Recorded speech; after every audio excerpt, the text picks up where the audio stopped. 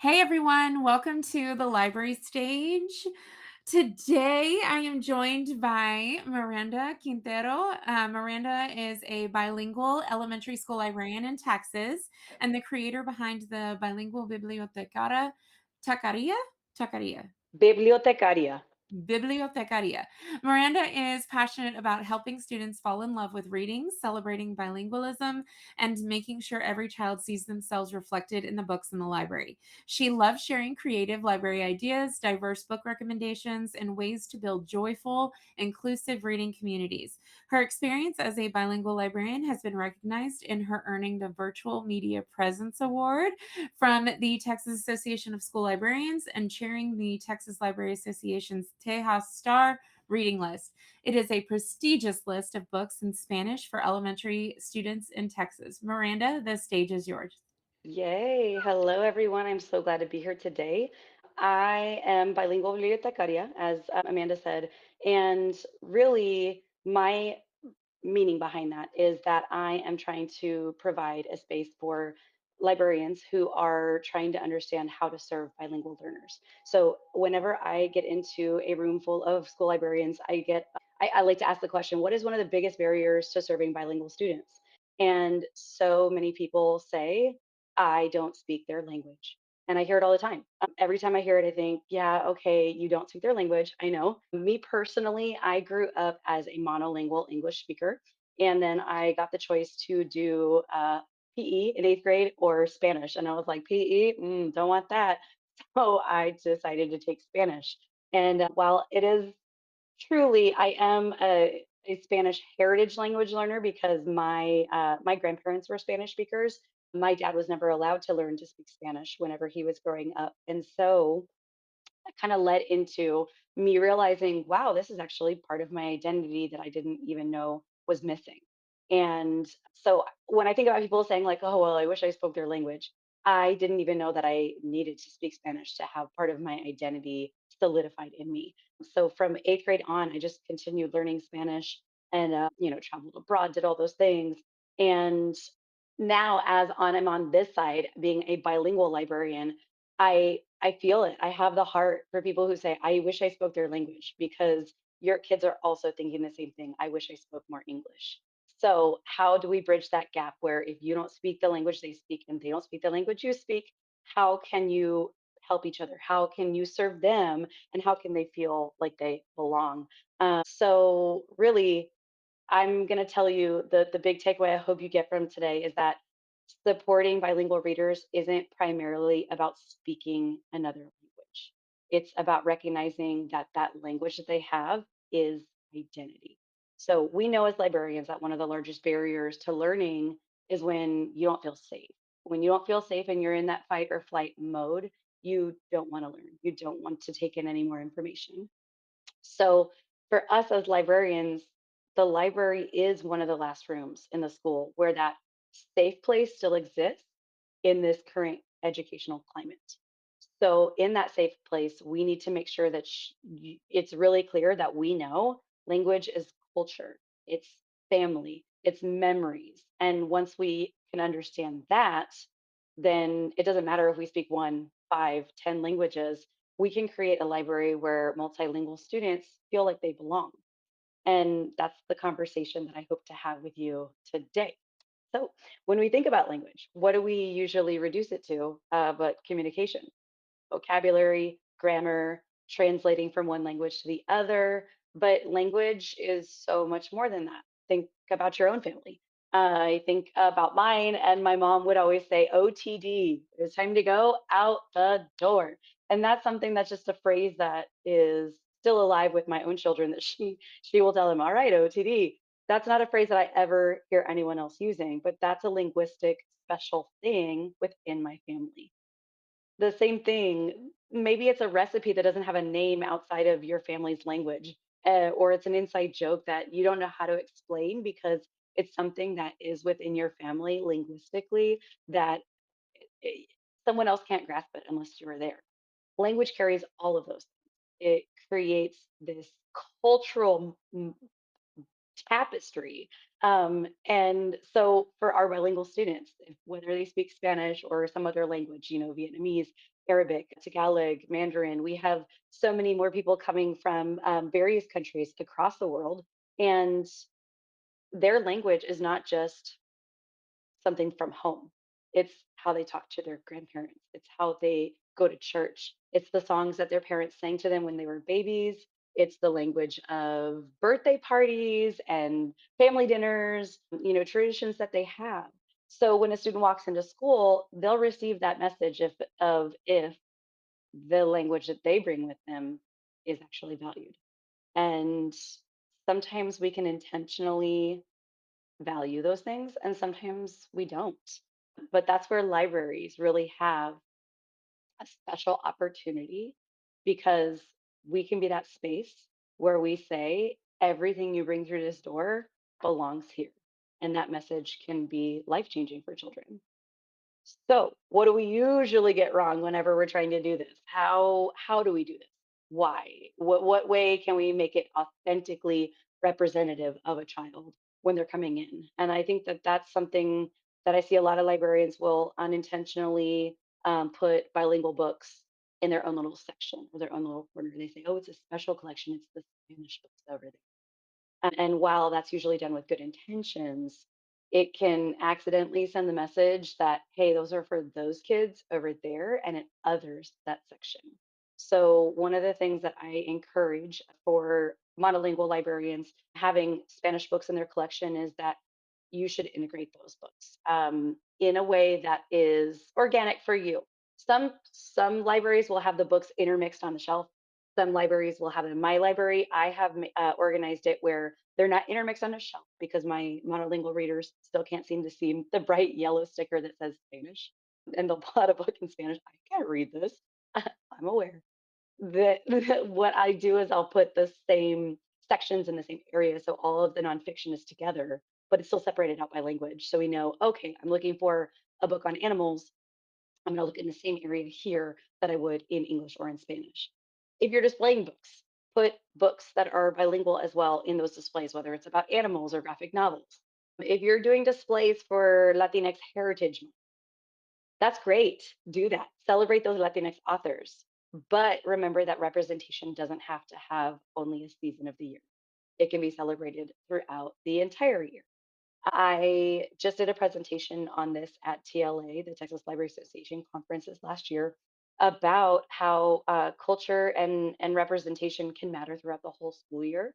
And so a handful of other amazing librarians and I put together a presentation about what you can focus on every month of the year, highlighting Latinx authors and illustrators and doing different kinds of activities that are showing that you really truly appreciate and value the linguistic culture that the students are bringing to the space. So I'll make sure that I add that into the show notes that you guys can have access to that presentation.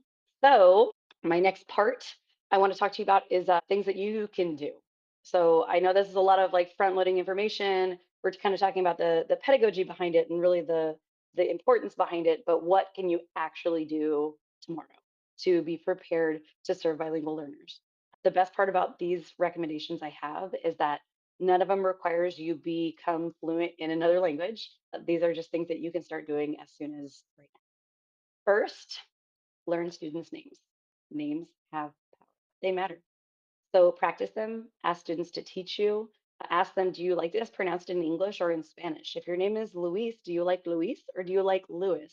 And I will make sure that I say it that way whenever I am calling out to you. If you make a mistake, you apologize and try again. It's never something that you can say, I'm perfect, I've done it.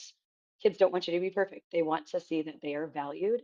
And for many students, hearing someone say their name pronounced correctly is one of the best ways that we can say, hey, I value you and I see you. Two, read bilingual books aloud. And before you say, oh my gosh, wait, what? I can't read books in Spanish. What if I pronounce something wrong? Once again, your students do not want you to be perfect. They see the effort and they see you try. I have seen children light up because an adult cared enough to try. And sometimes they'll even help you. They'll say, "Oh no, you don't say it this way. You say it this way." And now that becomes a shared reading experience instead of a performance. It's beautiful.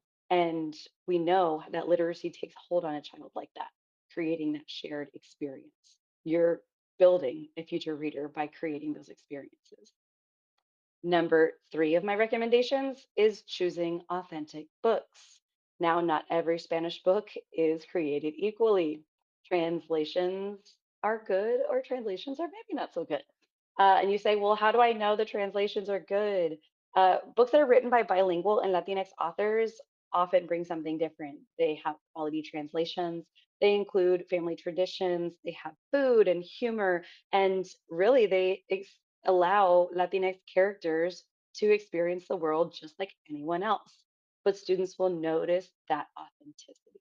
And when they recognize themselves in those stories, they start to feel safer and become competent and confident readers. And this one's my favorite. Number four, invite families in. One of the greatest resources in your school is not sitting on your bookshelves, it is your families. Yes, your families. I know that it can feel a little strange to reach out to families and say, hey, I'm actually not the expert on this. I need your help.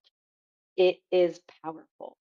Parents, grandparents, come and read stories. Ask families what books they loved growing up. Create displays featuring the languages that are spoken in your community. And now not only are you allowing students to see themselves reflected in the library, but you're allowing families to see themselves reflected in the library. And that's where they change from being visitors or the parents of their kids who go there. They're now starting to become partners in the library program. So people will ask me why I'm so passionate about bilingual libraries and bilingualism. And really, the answer is simple. One, it's because I found how I found my identity. And two, it's because every child deserves to walk into a library and feel like they belong, not because they earned it or because they speak perfect English, but because they exist within this space with us. Libraries have always been about access to information and stories and opportunities. But at this point, serving bilingual readers, it's something deeper than that. It's access to identity.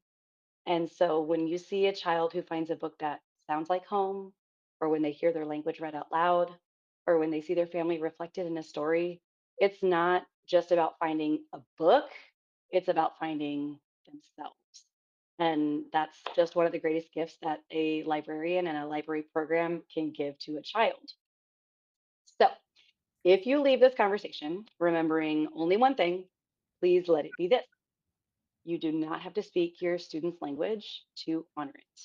You just have to make room for it because we protect a child's language and we're protecting their connection to family, culture, and themselves. And I cannot think of anything more important for a library to do.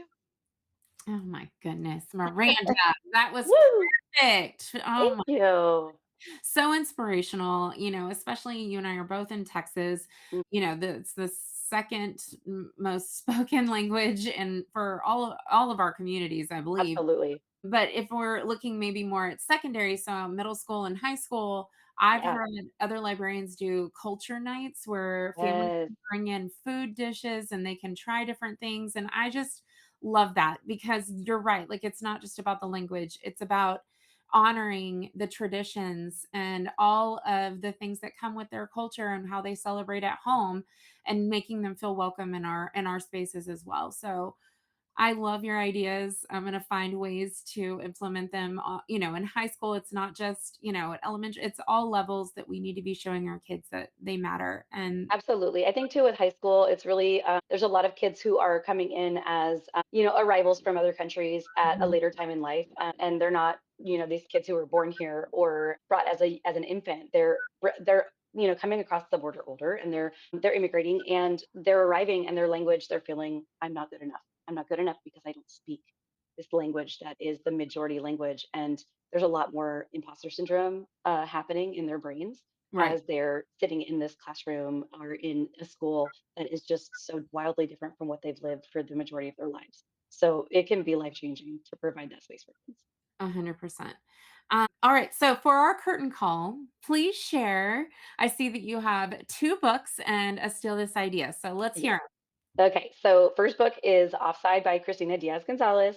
I definitely enjoyed. I got the arc of it. I don't know, Northside 16 Book Festival, I think, and I got to talk with Christina. She's amazing. I love her so much. She's Cuban American, and she is the author behind Invisible, which is the kind of like the Breakfast Club retelling of these kids who are in detention and they're having to communicate with each other, and they're all a little bit different. But Offside is her kind of second one in the series, and it's about soccer, and this first time this team is going co-ed, and just the way she weaves this kind of cultural machismo, and really, like, it's amazing how she is challenging kids to think different than the past generation, and doing it bilingually too, which is just incredibly amazing. Like graphic novels in two languages, amazing.